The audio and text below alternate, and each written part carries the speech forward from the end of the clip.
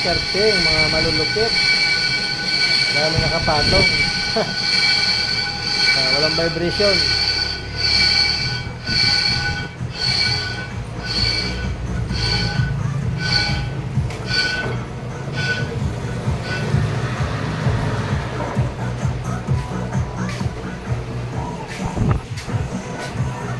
Yan, sobrang lalim pa talaga, oh. Hindi tinamaan.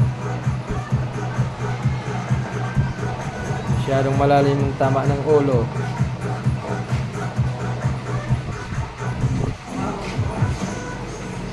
Bali tatlo to, kaya medyo matagal-tagal na repaste to, reboring.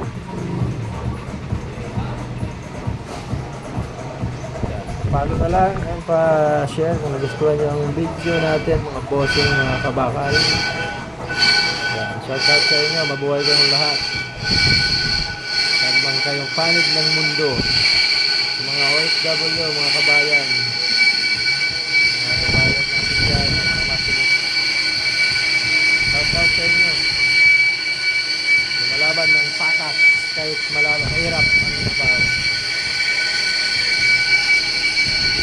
Ano naman talaga dapat, kahit mahirap ang trabaho, sige lang, laban lang. Papasaan ba't mga kaahon din tayo. Sabi nga yan eh, habang nabubuhay may pag-asa. Huwag ka lang tatamad-tamad.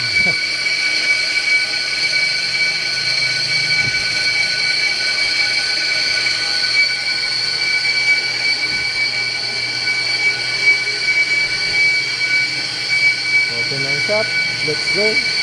Bakante pa ang mga machine. Ang gandaan sa kompleto ang gamit mo kasi hindi lahat ng trabaho isang gamit na sa trabaho.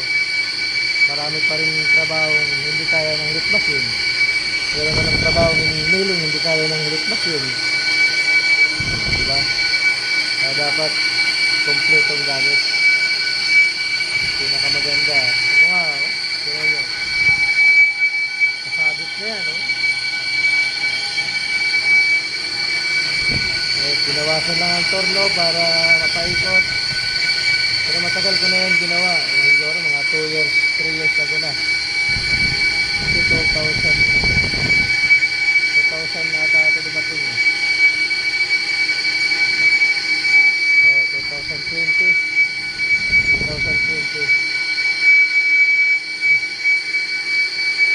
Pandemya na yun. Time na yun. Pandemya.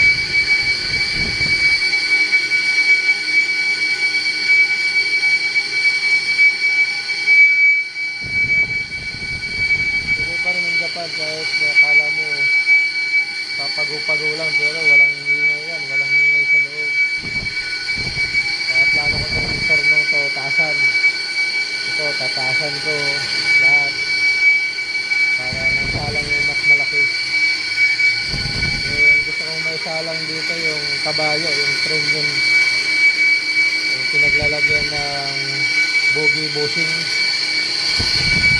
pinapasukan nun, pinapaupuan yung spring bogie. Okay, hanggang dito lang muna ang ating video. Pa-share ng video natin mga bossing. Sana maging fit kayo lagi dyan saan man kayo sa trabaho. Yan lang, peace.